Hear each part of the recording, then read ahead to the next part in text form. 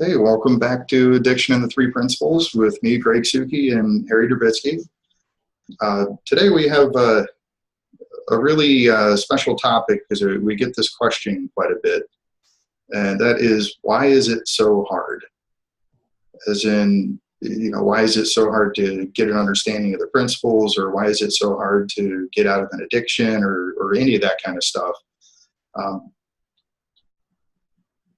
I guess the short answer would be it's only hard until it's not. And then it's actually pretty easy. But I definitely understand, we've all been there, being frustrated in the beginning and trying to get this understanding.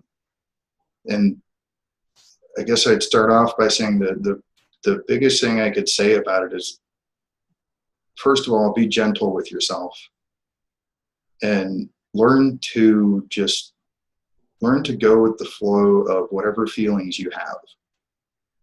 That would be your biggest asset, is to learn to let them flow out just like they flowed in. You don't have to do anything to get rid of feelings that you don't like. They'll just go away on their own.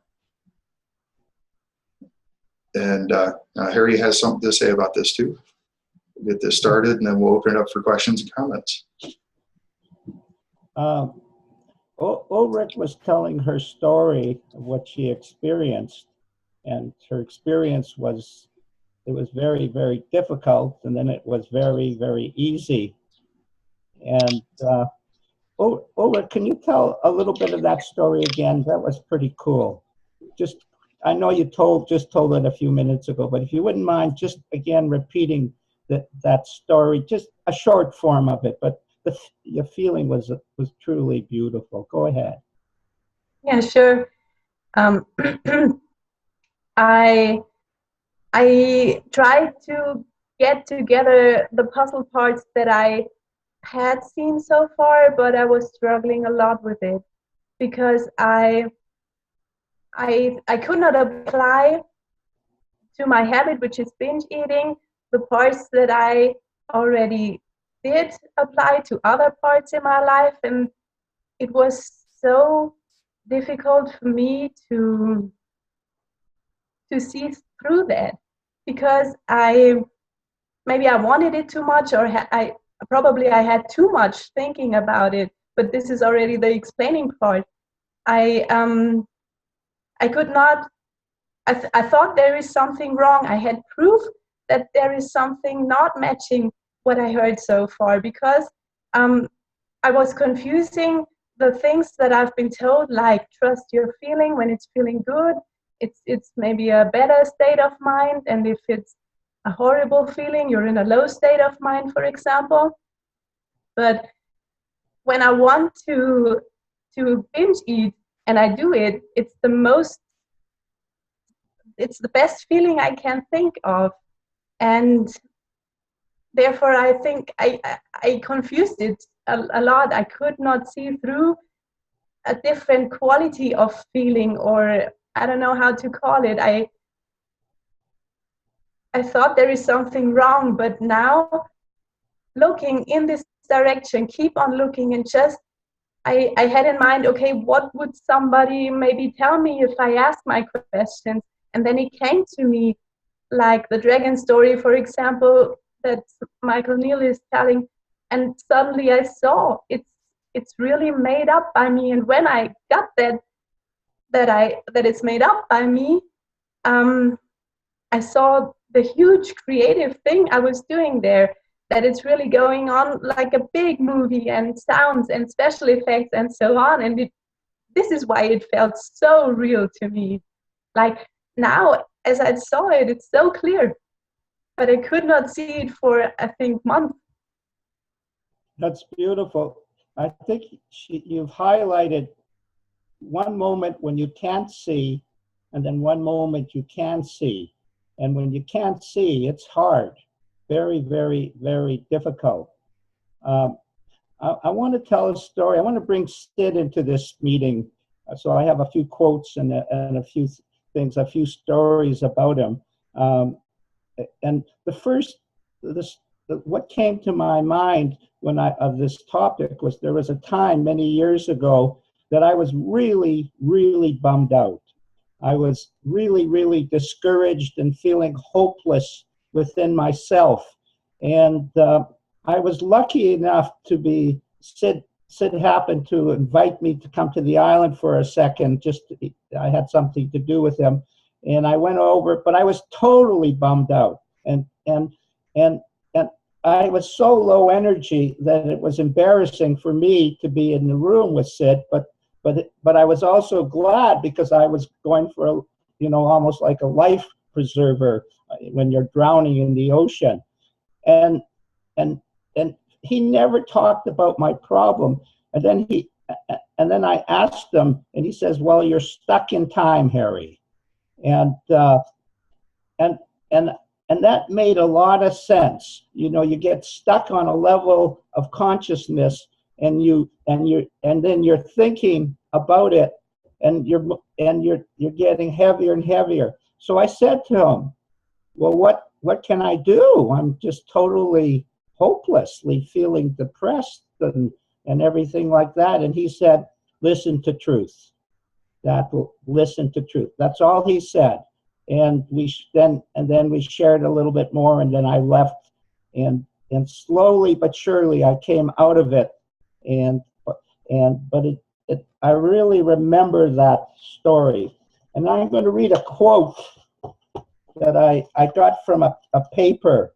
This is said: "It's not trying to figure out the baggage and letting it go. It's trying to understand what the baggage is. And the baggage is wrongful thinking carried through time."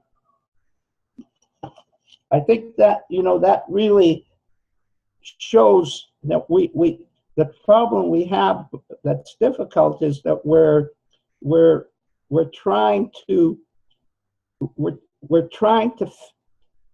do it in what we know, and we're lost. And so we're looking in the wrong place. And if you're aware of that, that would be very, very helpful to you, because if you're stuck in time, the job is to get unstuck. And once you get moving, like you, Ulrich, once you got moving in the right direction, it became obvious. But while you were caught up in that constant belief, what you call your story, there is no answer in there. And it gets heavier and heavier and heavier and more hopeless. So the problem is, even though we're in the three principles, we're still looking in the wrong place. And that's why we get stuck in time. And that, that was, what we have. And this is another quote from Sid: "When people search for truth, they often look in two directions, at the form and at the formless, creating the idea of the duality of life." So we're caught up in this duality of life. I'm looking here, form, spiritual. And I hear that a lot in the three principles. A lot of people are talking about the personal and the impersonal, or the personal and the spiritual, and you transcend this stuff. But the answer, we want to get a feeling of this oneness. And when Ulrich had her experience, she wouldn't use these words, but she went into the oneness. She experienced her own spiritual identity. And from that aspect, she couldn't believe how clearly she was seeing and what nonsense she was creating in her mind. Is that correct, Ulrich? Yeah. And furthermore, now that I can, I've experienced those two places so clearly, that I have the feeling that from that moment on, it's so much, maybe not so much easier, but it is possible to separate them. Like, I know how it feels to be caught up and really have seen through that it's a thought. And the other thing where it's so vivid and so clear, and I'm making it up, and how this felt. Right. And the appreciation is obvious on your face, to be honest. It's just obvious. And that's what we want. That's what I want. I want that same feeling that you're talking about. You see, it's just words, but her feeling is genuine and real. And that's what we all want, is that really rich, rich feeling, and so on. Yeah, I like that. Yeah. And one of the other things that Sid talked about is this word simplicity. When I listen to Ulrich, when she's talking on this level now, it all sounds very simple. And what Sid said was, thought is spiritual in nature. And thus, that's very simple. It can't be broken down any more than that. That's as far as it can go down. But in our personal thinking, you can break it down and down and down and down, and it's a bunch of intellect, and it gets very, very complicated. So when I heard Greg initially talk about his insight, it was pure simplicity, because it was so wise, it was so genuine. When I hear Ulrich, it's so simple. It's all simple. But when we're caught up in our personal thinking, remember Sid said that's the problem. When we're caught up, it becomes very, very complicated. And in that, we create a spider web that continues to grow. So basically, it's hard because we're not only caught up in our personal thinking, we're looking in the wrong place. And that's part of the message of the principles, is that we have this, Greg uses this GPS image or something like that. I don't use that, but it kind of, we know how to, we go into stuff, but we quickly or fairly quickly step out of it. So I have one more quote, and then we'll just start a little discussion. But I just thought this was interesting. This is from The Enlightened Gardener Revisited. This guy, Janet, asked Andy, I asked, what do you do when you go into a lower mood if you don't analyze? How do you discover the cause? Unless, of course, the cause is obvious. Andy answers, he's the enlightened gardener. Hi, Tanya. If it isn't obvious to me why I'm in a low mood, then I look for simplicity. Andy replied. His answer didn't make any sense to me. And I asked him to clarify what he meant when he said he would look for simplicity. It seemed to me that if he was looking for simplicity, he would only discover causes that were blatantly obvious. My question brought a gleam to Andy's eyes. I told you not too long ago that the answer lies in simplicity, and it's all connected to the quality of your thoughts. As simple as it sounds, I would look and see that the quality of my thoughts had dropped to a lower state, creating a mood change. Upon realizing this lowered state, I would be open to allowing my mental state to rise again, automatically. See, that's a big word, automatically.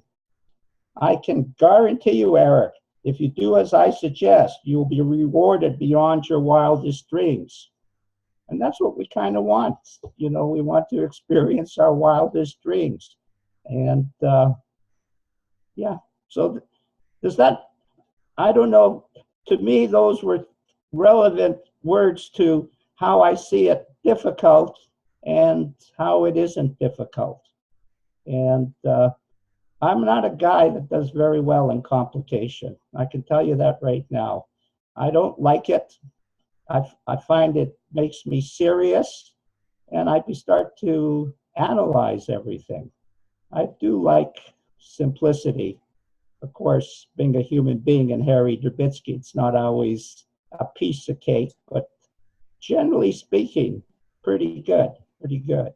Certainly way, way, way, way better than it was 10 years ago. That's for sure. Yeah. So does anyone have anything to say? How about you, Greg? Do you have something more to add to that? Yeah, I was going to say it's important to keep in mind that an insight happens in an instant. It's, your life can suddenly change at any moment. I'm kind of paraphrasing Sid's quote, but we're only ever a single thought away from an entirely new experience of life.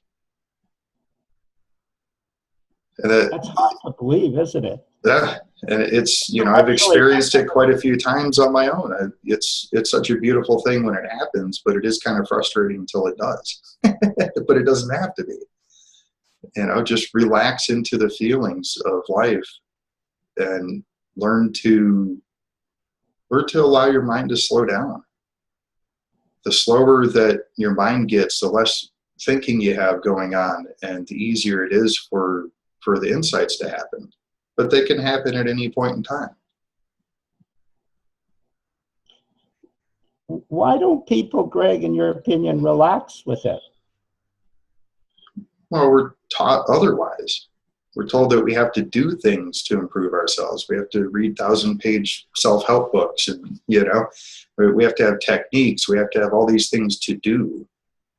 And there really is nothing to do, because you already are serene. You already are at ease. It's just there's these layers of elusive thinking that get in the way. And so it's really more of a matter of just letting go of our story, of our thinking. You know, what we think about everything around us is everything that creates our experience. So if we learn to just relax and not analyze everything and not be so stuck in an intellectual understanding of things, it just makes it easier for the insights to happen. There's no way to actually make them happen, but we can make it more likely. We can head in the right direction. That would help. That's all I basically do. I don't really analyze too much, and I don't think too much about, you know, where I am and stuff. I just try and head in the right direction. And if I pick it up, then it works. If I don't pick it up, well, then I have to go through what I have to experience, and then I pick it up. Okay, we have Timothy with his hand up. Oh, great. All right, go ahead, Timothy.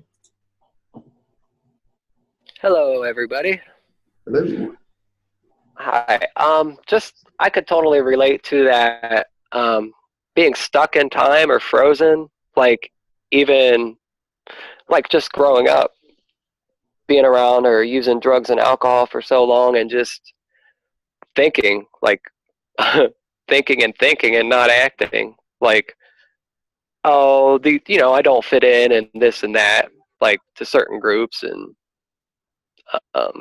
yeah. And then even with the reading of the books, I was reading so many books that I really didn't notice, I'm missing opportunities to actually put the principles into work or whatever. So, yeah, like things like everything's already okay that Greg told me, it was like a year ago or a year and a half ago. And at first I had no idea like what that even meant. And now I'm just beginning to see it. And yeah, just grateful for this group and the 3 principles. And with that, I'll pass for now. And I've noticed you in the past years, Timothy, your thinking has really slowed down quite a bit. You're not quite as you don't talk as quickly as you used to, and you're actually finishing sentences now. It's a beautiful thing. Glad to have you around. Great. Thanks. Yeah, it's definitely great. Just slowing down, like I could listen to myself and others. Oh, yeah, listening. Just listening. Like being the observer. Like I used to have these feelings when I was doing something like I knew was wrong, but I still did it anyways. I didn't listen to the feelings in the past, but now, lately, just listening to the feelings I have, and yeah, it's pretty big. Just being the watcher or whatever they say. One of the most difficult things, Timothy, to see is your own growth. And what Greg's not pointing to is that you're quieting your mind. It's that you're regaining your spiritual identity. And for me, that was extremely difficult. When I had got lost, I would look at everybody else that they have grown, but I would feel that I hadn't grown. It's a funny way to look at it, and wasn't truthful or honest, but it was the perception I had of myself. And what Greg is pointing to is that you're the spiritual essence of who you are is more awake now. And it's for you to see it. You'll catch up to it sometime. You know, Ulrich caught up to it quite quickly, so she became fresh with it. And that's what you want to be, is alive with it. And if it wasn't true, what I'm saying wouldn't work. Like I have to wake up to my own spiritual aliveness. And if I pretend that it's there when it isn't there, that's one thing. That's just ego or a lie. But if it's really there and you have grown, and the problem we have is you've grown incrementally, any growth is phenomenal. And you might be comparing it to what other people are growing and stuff, but you are moving in the right direction. And you have to see it for yourself. It has no value to read books and 3 principles or even listen to Sid, because he's just pointing to it's inside yourself. And that's a tough statement in itself, because what the heck does that mean? But you are, Timothy, growing, and you are tapping into a quieter spiritual feeling. And that when you recognize that I amness inside yourself, you'll actually advance with a feeling that will surprise you, because you have to live the level of consciousness that you are. You can't over jump it, but in my case, I was under jumping it. I was demeaning myself. And as long as I was demeaning myself, I was still partially stuck in time, because it's a lie. You know, you have to be who you are. And sometimes that's a little difficult to experience, but here's the surprise. It's a big bonus if you recognize the level of consciousness that you really are now. It's a big, big bonus. And it's fabulous to experience. And that's why, in some ways, I'm happy when I go down a little bit, or I was sick for a couple of days. I'd never get sick, and I was sick. But there's a big, just to feel yourself where your mind is, it's like a virus is in your mind and you can't think. And then it leaves, and you come back and you go, oh, I'm still me.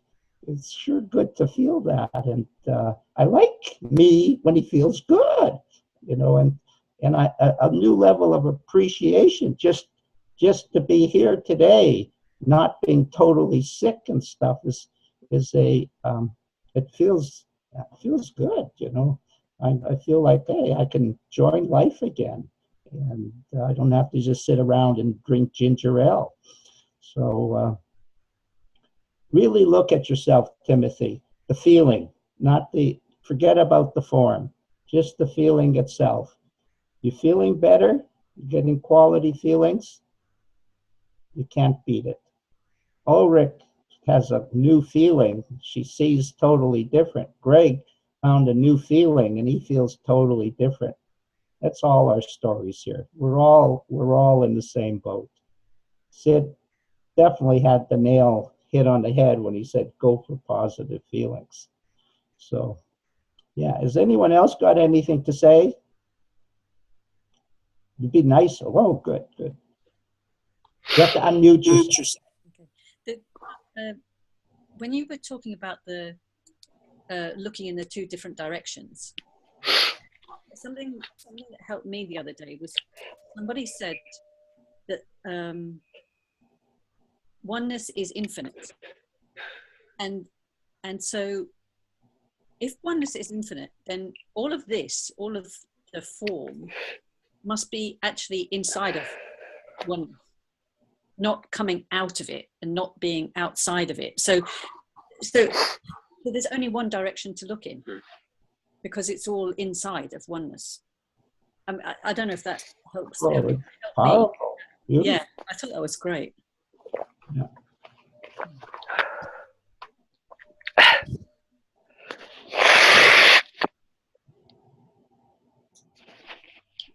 And that,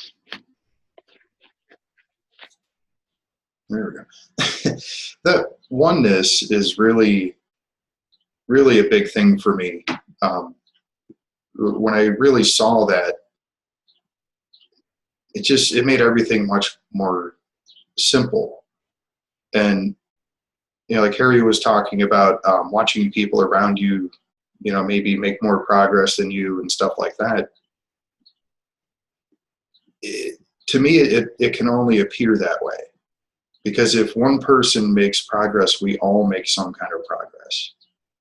And I truly believe that, because we're all connected. So when anybody, I guess, wakes up, if you want to call it that, to, you know, to their true self, everybody around them can't help but benefit from that.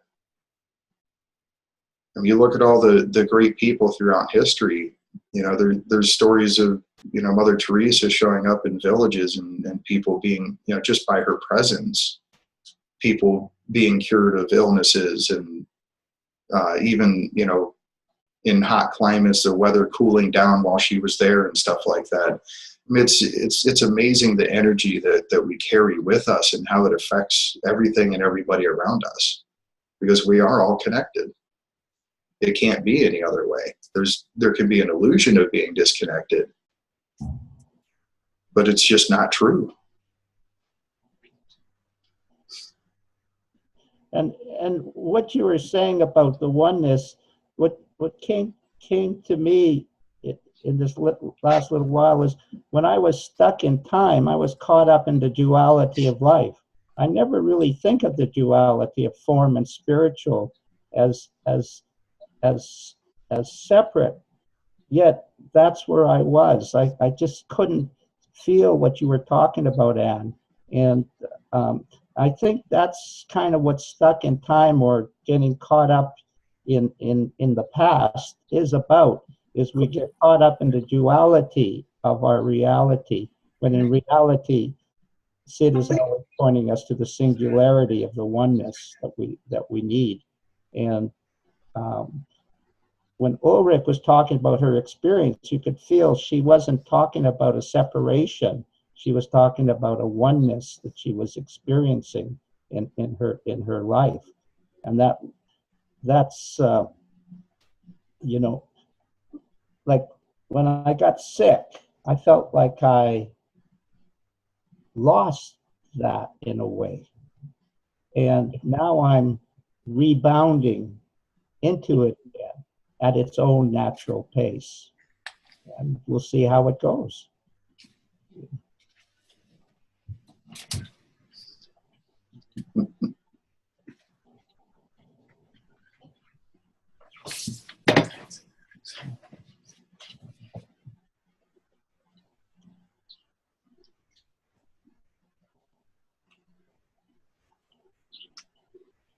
So what are we hearing of why it's so hard? Like, why is it, like, I guess it's a depressing thought to even think about it like that, because it isn't, you know, on one level so hard. But why are we, because when I work in the recovery center, they definitely feel it's very hard. They really, really feel. And they're being exposed to a tremendous amount of, I guess, bad teaching. And that is a difficult scenario. And yet, when we get a positive feeling, that's when they see something. So they're not in any different boat than anybody else is in, yet they feel that they are. Maybe that's why it's so hard, just because you feel you are. I don't know. You know, I don't know the answer to that per se. But, you know, maybe that's the cause of us feeling. You just feel that we are, and thus we believe it. Timothy had his hand up again. What's going on? Hi. What's up? I definitely know and believe that it's like my happiness used to come from others. Like I definitely didn't know anything about myself, like my likes, dislikes, and all that. And just over time, I learned more and more about myself, and just I know I have, like, I know this truth. I have a lot to offer. Um, yeah, and I just everybody's looking for the same thing, like truth and like just like community bonding, you know, being a part of a group. And I mean, then again, just saying that, I don't know. I'm just more comfortable with myself, and yeah, I think that's a big part of it. That's a huge part of it, is being comfortable with yourself. I mean, that was a feeling I carried with me for over 30 years of my life, was not feeling like I fit in anywhere. I mean, that was one of the things that caused me to, you know, drink and drug and overeat and all that stuff. I mean, it's a big deal to not feel like you fit in and to not be comfortable Yeah, in your own skin. yeah. And one thing, like, I used to like think a lot about what I'd say before I said anything, and then nothing would come out. Like, oh, if I say this, you know, they might think I'm mean or whatever. But like, if there's a truth, like, I'll speak up. I'll say my mind. You know, I'll be like, you know what, that's wrong.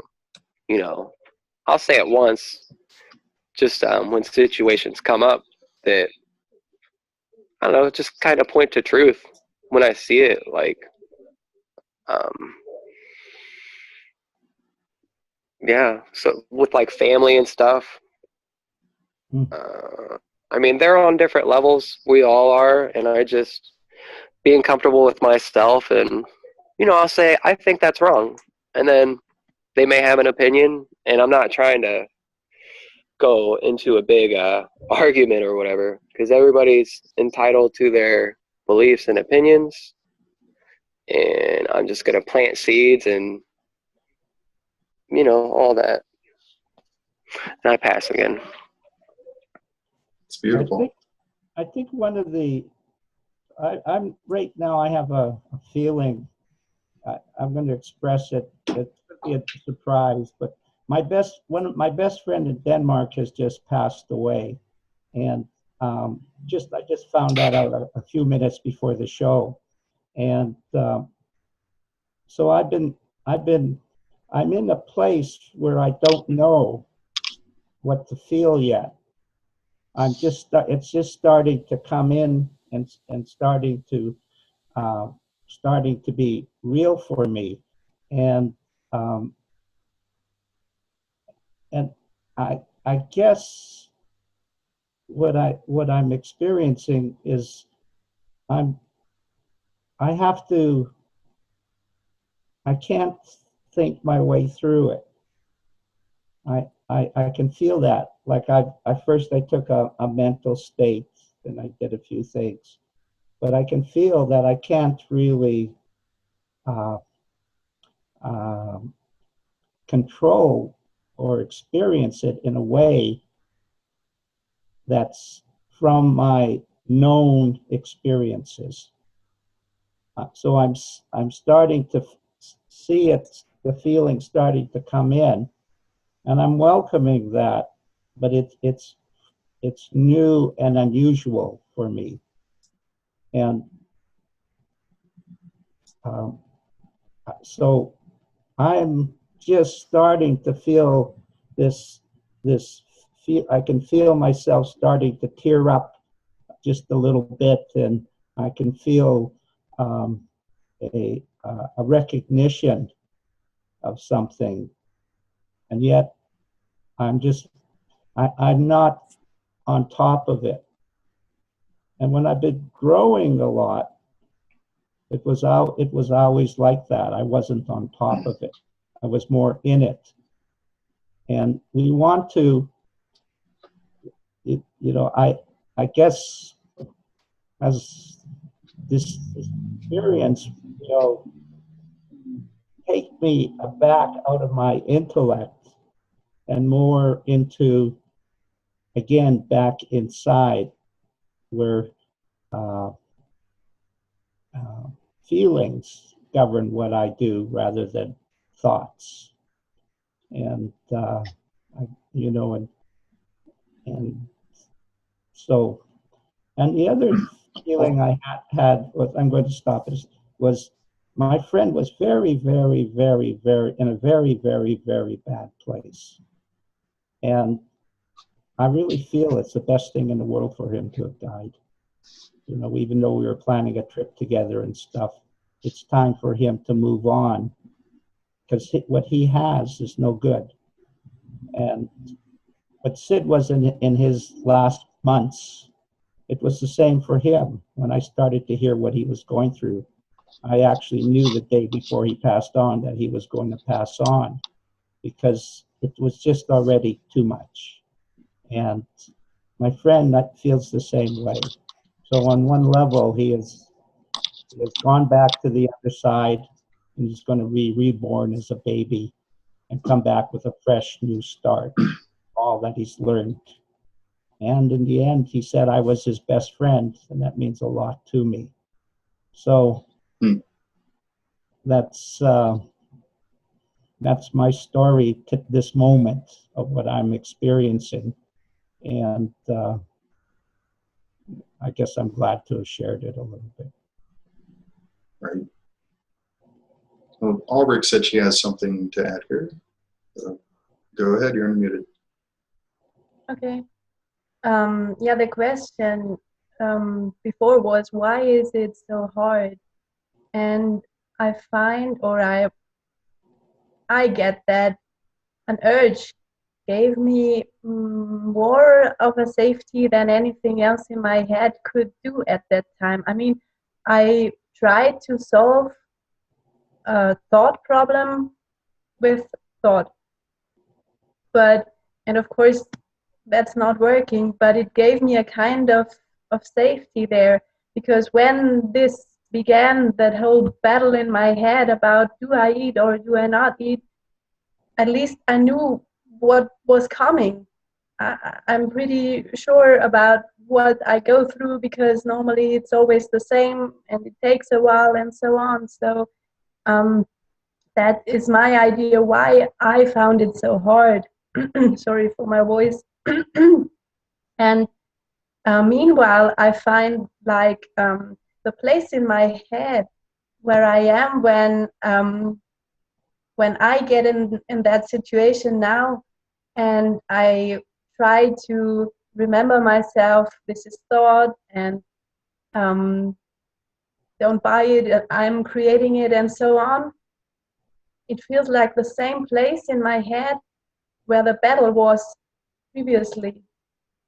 And I found a few times already that when I get into this and I see shift by shift a little more about the situation, and I totally forgot about eating because I was so into it, and I felt like this is getting me nearer to a truth, whereas in previous times I was like going in, going out. It was two places very far from each other, like having a little insight and then having this totally being in thought, in and out in a way. And now I'm closer to it, as I'm in an urge or any kind of experience, and I can use what I saw so far from the principles. I'm so close to it. I don't know if this is the right word, but I have the feeling that there's a way now to go through that.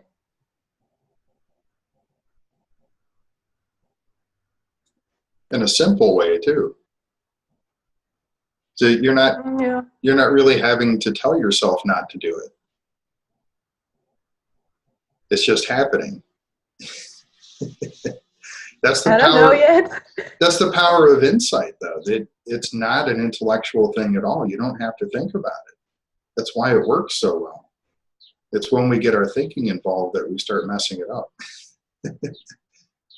Yeah, for me, the urge is not gone like in an instant. It takes a while for me, because as a part, I'm still buying into it. I think I'm getting a little excited and I'm getting a little anxious. So God is hopefully it's working this time again, or do I fail, or whatever I make up in my head when it's coming, because I mean I have this habit for more than 30 years, so it's been a while for me to get like this, and oh God, it's coming again. So maybe it will be quicker in future. I hope so. Well, it sounds like you're already having a better experience now. Yeah, I From what have you've a been way saying. now where, yeah, I'm having a way now, and there was no way ever before the three principles. A step-by-step growth is normal. And like each time you take a look at it, you get clearer and clearer understanding of who you are and how it relates to your bad habit. And each step is valuable. You're so lucky. Can you imagine what it was like if you weren't seeing the step-by-step process of God revealing the answer to you? It would be like you'd be lost. And now you're on a road of discovery, not recovery, discovery. And that discovery will take as long as it takes. No one knows how long it takes to learn something. It's a complicated subject. The subject is Ulrich, very complicated person. And then on another level, so simple. But we're all doing that step by step or along the way. And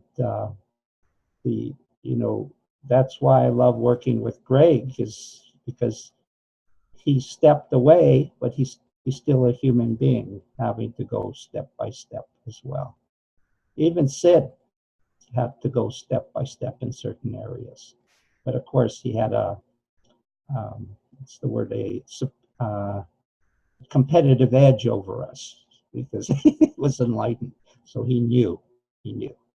And that's what we're looking for, is to know. Well, be careful with that, though, because we're all capable of having the experience Sid had. Every single one of us. There's nothing that set him above us as far as capabilities. He just happened to have a larger jump at one point in time. So we're all capable of that at any moment.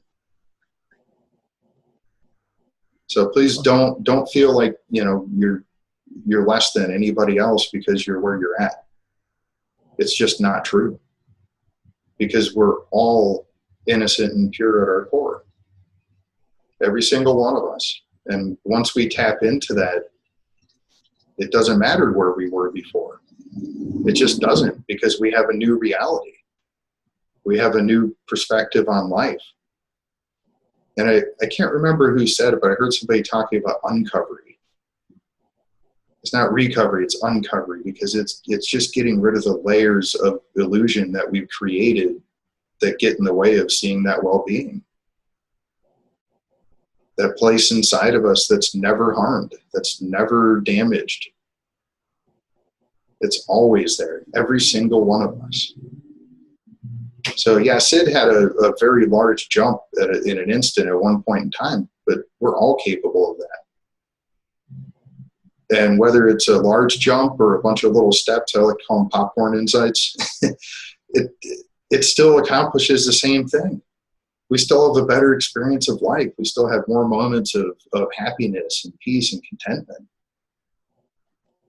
So be gentle with yourself. Never be hard on yourself because you're not where somebody else is. Because you'll get there. Just keep moving forward. You'll get there. It's true, Greg, what you say, 100%. But for me, it's still nice to have a living example of what the unlimited potential is for human beings.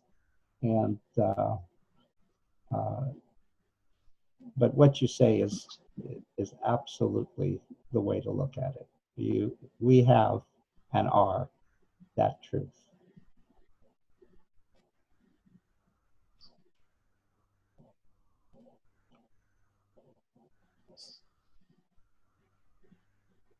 What would you say about that, Mark?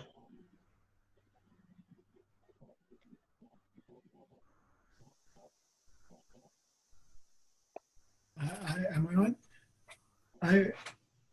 I would say, as Greg and yourself were talking, that in my experience, incredible gratitude and appreciation are the kind of feeling that guides us into this experience of going beyond our petty thinking or the need. You know, the thinking is still useful, but you go into a zone that's there all the time and you didn't realize it.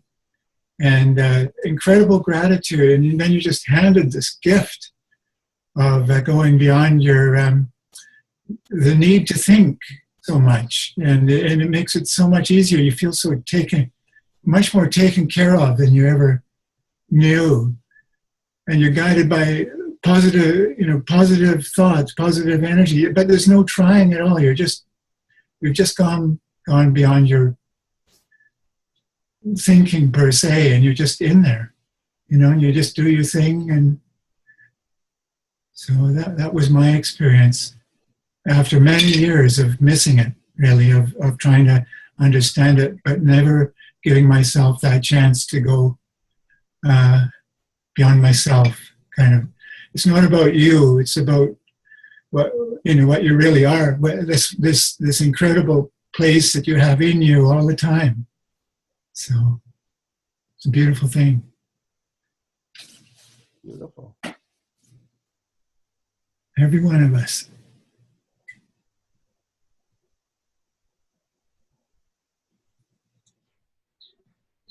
How about you, Chris? How do you see it? Oh, I see it.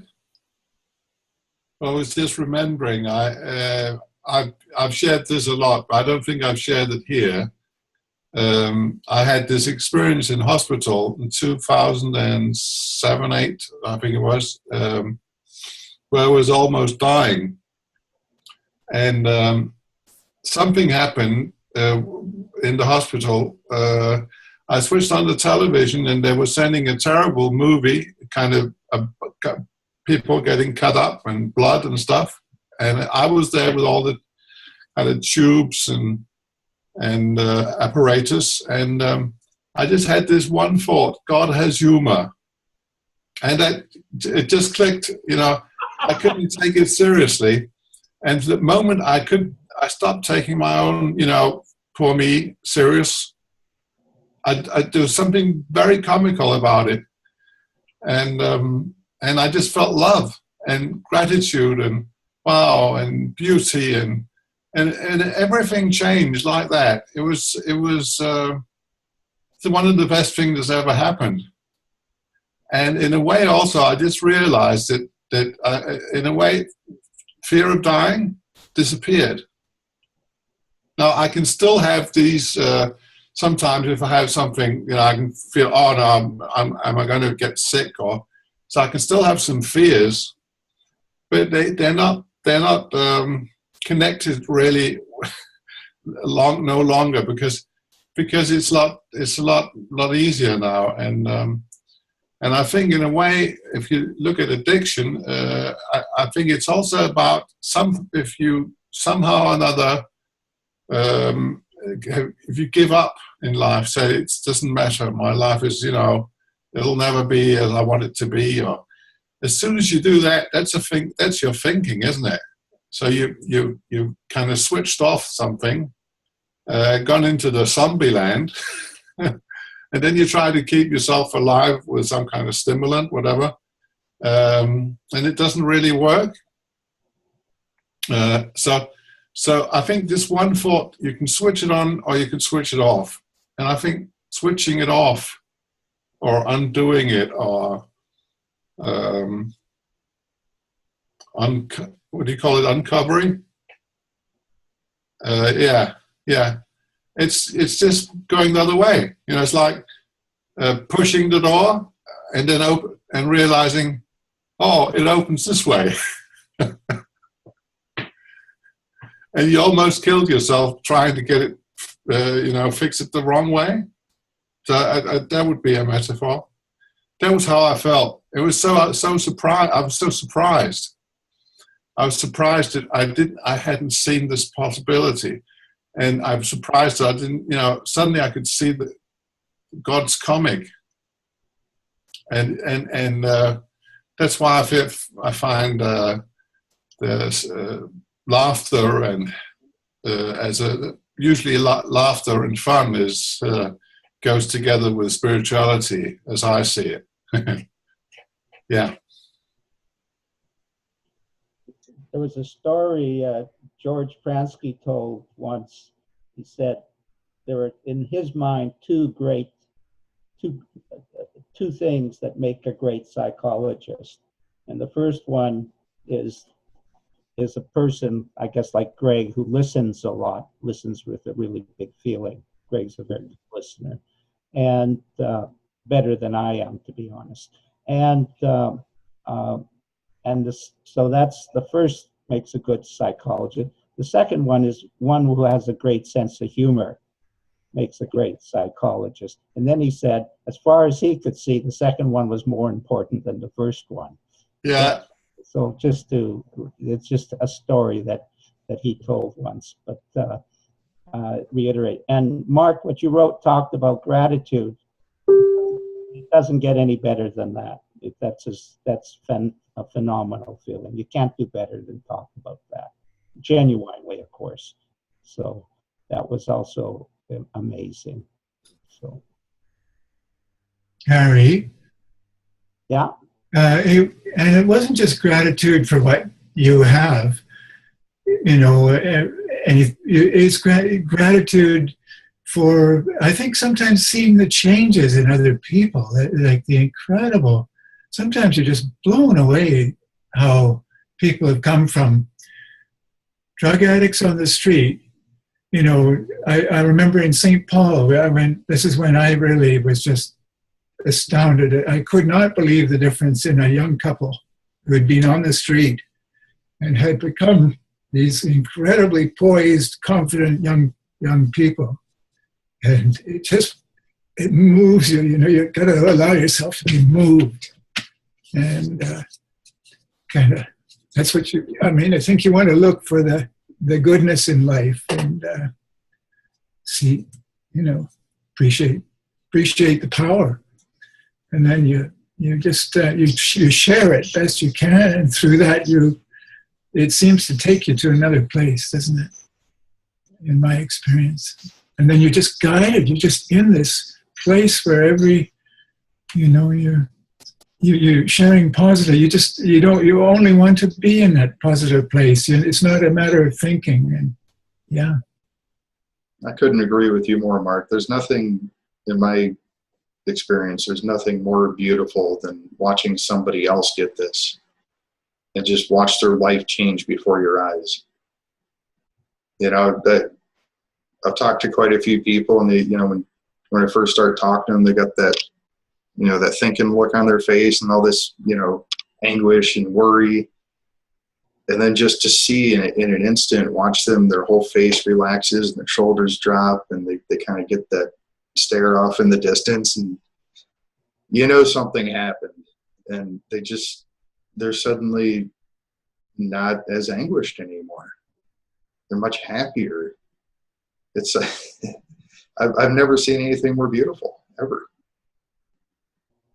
Exactly. And then from there on, you've had that experience, or everybody's touched by it at some point in some way. We have ups and downs. It's there. And so you go through times maybe where your thinking is not so good, and you get a little caught up or whatever, but it's there, and it's like it's in the background, and you can feel it's there, but you're thinking maybe a little off from time to time, but it's there. You can feel it. Yeah, we can't get rid of it. No, we are it. I mean, it's easy to say.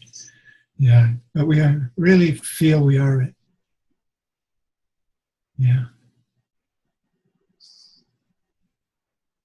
What about Jeff Rader? He's got things to say.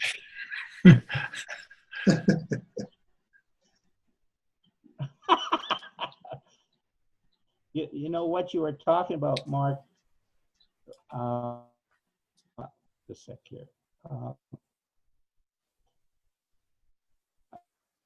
handed a book that I don't, a Dear Liza book, to a lady in the recovery center, and she came up the next week, and she said she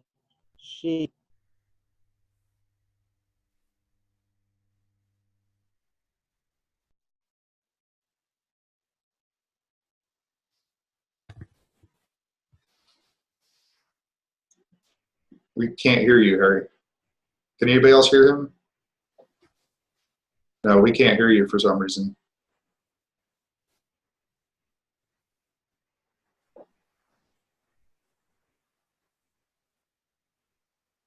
Still nothing.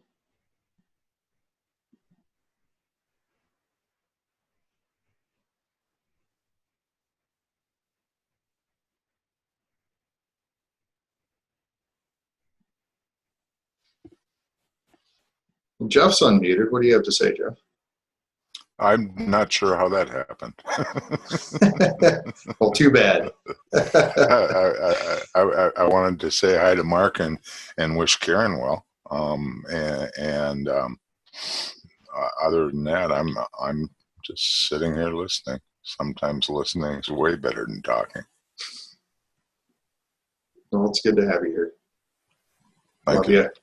I love you. That's another thing that has changed so dramatically for me, is I went from being angry at everybody to loving everybody. I mean, just not sure exactly when it happened, but it happened.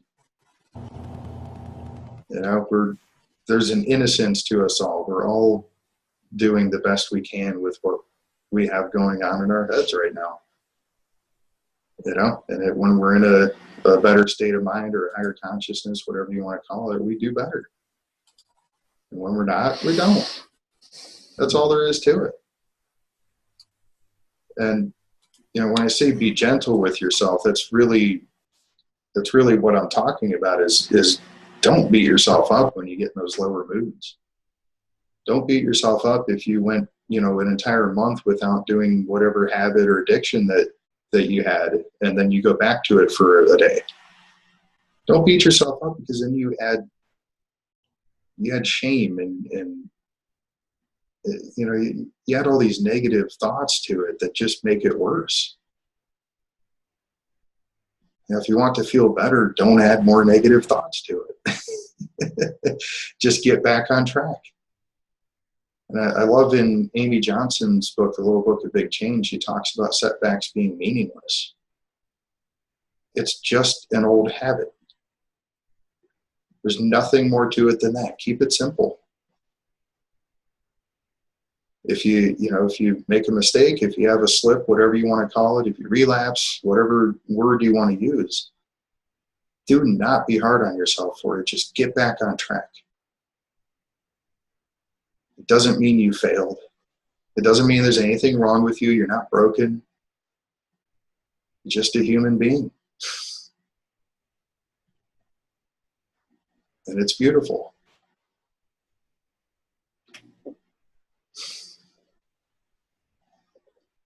Greg, Yes. would you say it's the same for all of us, whether we have bad habits or not? It's a continual thing where you're falling back into reactivity, maybe with your wife or with somebody in your life,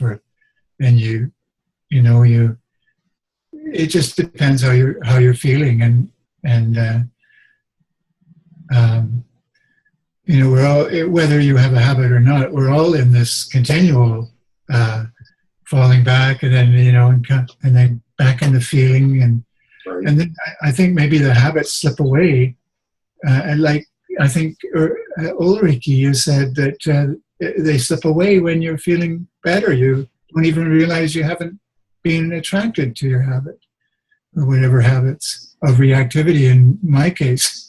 But I was going to say how much I have been enjoying that book, Coming Home, and of course Sid's DVDs are the best, and his writings, but his DVDs are, not as a practice every day, but it sure brings you back to that beautiful place.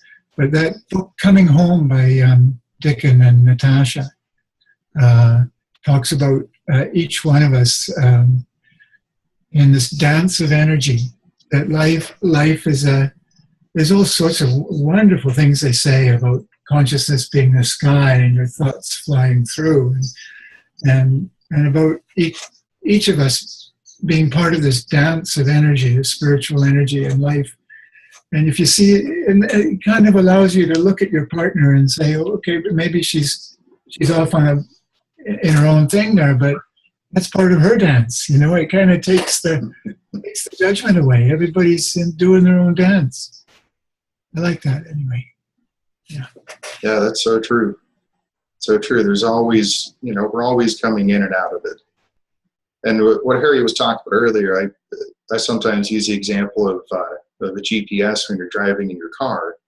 If you make a wrong turn, it automatically reroutes you and gets you back on track. It works the exact same way. We're going to go, from one side to the other, back and forth. But no matter how far we go, we'll always come back to that center, that place of contentment. That's our natural state of being. It's where we go to when we don't do the things that take us away from it. It's a beautiful thing.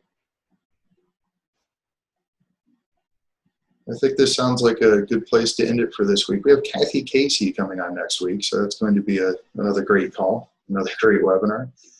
So I hope you can all join us. I'm going to go ahead and unmute everybody so we can all say goodbye. Thank you, everybody, for coming. Anyone hear me? Now we can. Goodbye. Thank you, Greg. Great week. Bye. You're welcome. Love you, Jeff. Thank you. Love you guys. I love you all. Bye, everybody. Take care.